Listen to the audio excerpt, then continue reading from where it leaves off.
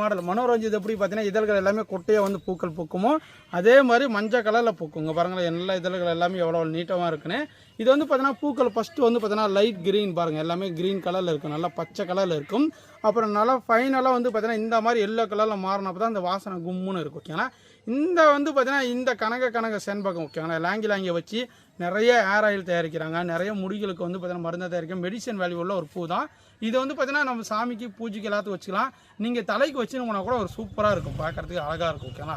நீங்கள் சாமிக்கு பூஜைக்கு வந்து பார்த்தீங்கன்னா பூ மாலையாகவும் கட்டி போடலாம். இந்த விநாயகருக்கெல்லாம் நாங்கள் கட்டி போட்டோங்க. ஓகே, அவ்வளோ அழகாக இருந்துச்சு. இங்கே பாருங்கள் எவ்வளோ அழகாக இருக்குங்க. இங்கே பாருங்கள் கொத்து கொத்தா ஒரு செடி ஃபுல்லாக ஃப்ளவர் வருங்க பாருங்களேன். நீங்கள் வந்து ஒரு செடி வச்சுருந்தா போதும், டெய்லியும் ஓகேண்ணா கண்டினியூஸாக வந்து பார்த்தீங்கன்னா பூக்கள் பறிச்சுட்டே இருக்கலாங்க. ஒரு சின்ன செடியாக இருந்தாலும் சரி, பெரிய செடியாக இருந்தாலும் சரி. நீங்கள் இப்போ பார்க்குறது வந்து பார்த்தீங்கன்னா மதர் பிளான்ட் செடி, ஓகே, நல்லா பெரிய செடி. எக்ஸாம்பிளுக்கு வந்து பார்த்தீங்கன்னா இதெல்லாம் வளர்ந்த செடிங்க. இது வந்து பார்த்தீங்கன்னா டக்குலாம் இவ்வளோ பெரிய செடிலாம் வளர்கிறதுக்கு வாய்ப்பே கிடையாது. ஏன்னா பார்த்தீங்கன்னா இது கிட்டத்தட்ட வந்து பார்த்தீங்கன்னா ஒரு மினிமம் வந்து பார்த்தீங்கன்னா ஒரு 2 இயர்ஸ் ஆன பிளான்ட். ஓகே, ஆனால் லாங் யாருன்னா வச்சுருந்தீங்கன்னா பார்த்துருப்பீங்க.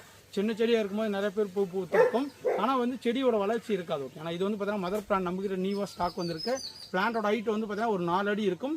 இங்கே எல்லாம் தண்டெல்லாம் பாருங்களேன், எல்லாமே முட்டுக்கள் வருங்க பாருங்கள். கொத்து கொத்தா ஒரு செடிக்கு வந்து பார்த்தீங்கன்னா அட்டன் டைம்லேயும் வந்து பார்த்தீங்கன்னா 50-100 பூக்கள் பூக்கும்போது அந்த வாசனை கும்முன்னு நல்லாயிருக்கும். இந்த லாங்கில் பார்த்த வரைக்கும் பார்த்தீங்கன்னா நிறைய பேருக்கு வந்து பார்த்தீங்கன்னா செடி கேட்டுக்கிங்க பெரிய பிளான்ட் வருதா நீங்கள் பாருங்கள் எவ்வளோ அழகாக இருக்குது. நீங்கள் பாருங்கள் இதெல்லாம் பாருங்கள் எத்தனை மொட்டுகள் இருக்குன்னு நீங்களே பாருங்கள். இங்கே பாருங்கள் ஒரு கொத்துக்கு எவ்வளோ மொட்டுகள் இருக்குங்க பாருங்கள். நல்லா அப்படியே இதழ்கள் எல்லாமே கொத்தா தொங்குது. ஓகேங்களா. ஏன்னா நீங்கள் வந்து இடம் கம்மியாக இருக்கப்பா, எனக்கு சாமிக்கு டெய்லிக்கு பூஜைக்கு வரும், இதில் வந்து சாமிக்கு வந்து பார்த்தீங்கன்னா ஒரு கோயிலான கூட நீங்கள் வாங்கிட்டு போய் நெட்டு விட்டிங்கன்னா போதும், கண்டிப்பாக இந்த பூக்களை பறித்து சாமிக்கு போடும்போது அதோட மகிமையும் உங்களுக்கும் கிடைக்கும். அந்த பூ வந்து வாசனை வந்து பார்த்தீங்கன்னா சாமிக்கும் அழகாக இருக்கும். ஓகேங்களா. சூப்பரான வெரைட்டி வேணும் மக்களும் புக் பண்ணிக்காங்க. இது பெரிய பிளான்ட்டு, இதுலேயே சின்ன பிளான்ட் இருக்குது, அதுவும் காட்டுறேன் வாங்க, அது போய் பார்க்கலாம். நீங்கள் பார்க்குறது வந்து பார்த்தீங்கன்னா லாங்கி பிளான்ட்லேயே சின்ன பிளான்ட்டோட ஹைட் வந்து பார்த்தீங்கன்னா ஒரு 1.5 அடியிலேருந்து 2 அடி இருக்கும். ஓகே, 2 ஃபீட்டுக்குள்ளே இருக்கும்.